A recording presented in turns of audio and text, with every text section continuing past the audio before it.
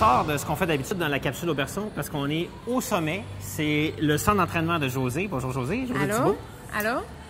C'est un centre d'entraînement assez spécifique et si vous avez l'intention d'amener votre ski à un autre niveau, c'est toi qu'il faut venir voir. Exactement. Ici, on est dans un centre d'entraînement où que monsieur, madame, tout le monde et les athlètes peuvent amener leur sport ou leur activité à un autre niveau. Okay? Par exemple, si on a un golfeur qui veut juste s'améliorer au niveau de la puissance, un joueur de hockey, un skieur, on va vraiment être en mesure de travailler tous les aspects de la capacité physique de la personne. Je pense que aussi tu travailles avec les athlètes de l'équipe du Québec en ski acrobatique. Est-ce que tu as aussi des athlètes de l'équipe canadienne? Quelques athlètes de l'équipe canadienne viennent s'entraîner ici. Moi, je m'occupe de la préparation physique pour les athlètes de l'équipe du Québec. En ski acrobatique. Reste en bas, 2. On le sait, hein? Les jambes qui pistonnent, puis est-ce que tu travailles aussi l'aspect concentration? Un peu. Psychologie sportive. Mais hein? on a un préparateur mental avec l'équipe. OK, je regarde derrière moi le centre d'entraînement. Il y a une pente en gazon artificielle. J'imagine que vous travaillez des choses très spécifiques. Dans ton centre d'entraînement, il y a des choses que j'ai jamais vues, puis j'étais impliqué dans le sport depuis longtemps. Des appareils, il y a une pente derrière nous, des choses qui sortent de la marge. Explique-moi, fais-moi un peu le tour du propriétaire. OK, bien dans le fond, nous autres ici, comme tu as pu voir, il n'y a pas de machine. Parce que les gens qui font du sport, on n'a pas de machine, donc notre machine, c'est notre corps. Tous les appareils que tu vas utiliser ici vont demander l'engagement de tous les muscles de ton corps en même temps. On va flipper des tailleurs, pousser du poids, taper avec des masses sur les tailleurs. On va vraiment tirer des traîneaux, pousser des traîneaux. Tout ce que tu peux pas faire ailleurs, on peut le faire ici, mais c'est tous des mouvements que tu peux reproduire dans tes sports. Oui, parce que c'est le problème. Avant, ils nous faisaient faire des squats pour le ski alpin. Mais quand est-ce qu'on a les pieds fixes et qu'on est stable, comme sur un squat classique, déjà de faire un squat sur un ballon d'entraînement, ça va être plus bénéfique. Mais on n'aura pas besoin de mettre 400 livres sur le dos. Exactement. Briser le dos après des mois et des mois d'entraînement. Exactement. Donc ici, en plus de faire les squats sur le ballon, on va amener un autre niveau pour travailler ta force et ta puissance musculaire. 4, 5, 6, hop, 7, un autre, 8. Good job. T'es prête, Philippe? J'imagine, oui. Pas le choix. C'est pas le choix, hein? Ça passe ou ça casse. J'espère que ça cassera pas. OK. Fait qu'aujourd'hui, je vais t'amener faire des choses qui vont t'aider à ton ski. On va commencer avec un exercice de sled. Un sled, c'est un traîneau que tu vas tirer. Ça doit être en extension, puis tu vas croiser la jambe à l'intérieur. OK. OK? On va aller à la ligne. Je croise à l'intérieur. À l'intérieur. Donc ici, comme tu peux voir, on peut vraiment reproduire la position de prise de corps en ski. Est-ce qu'il y a une façon de faire un exercice pour qu'il soit plus payant de le faire? Parce que j'en vois beaucoup qui font, mettons, des poids au gym ordinaire. Puis ils font ça, puis ils font ça. Ouais. Tu sais, est-ce que tu veux que quand on fait ça chez toi, qu'on soit plus dynamique ou qu'on soit... C'est sûr que quand on fait un entraînement pré-ski, normalement, on recommande 12 semaines minimum avant. Plus de temps qu'on a à se préparer, mieux que c'est. Oui.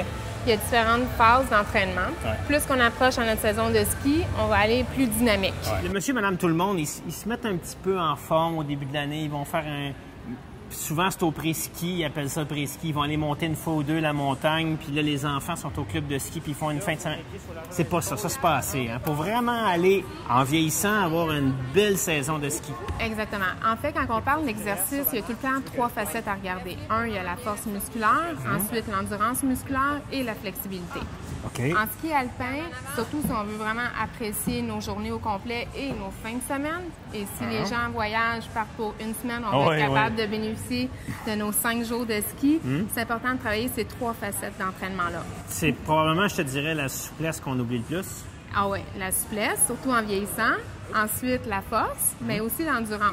Le cardio, on se dit, bon, en ski, c'est pas super demandant au niveau cardiovasculaire, mais il ne faut pas oublier que les blessures arrivent en fin de journée où on a moins d'énergie. Fait que si notre cardiovasculaire est plus élevé, on va avoir une meilleure énergie toute la journée. Et également, l'important, c'est de récupérer pour que le dimanche, on aille en ski.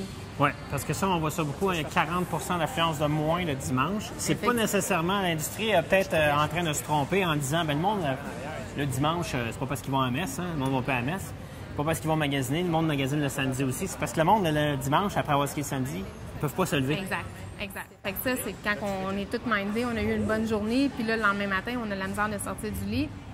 Fait que la souplesse, c'est quand même important d'en faire tout le long de l'année. Puis de la récupération active quand on a fini sa journée aussi. Oui, important. T'as-tu un truc, par exemple, après ma journée de ski, je suis allé skier là, à fond le samedi, avant d'aller à la bière, je fais quoi?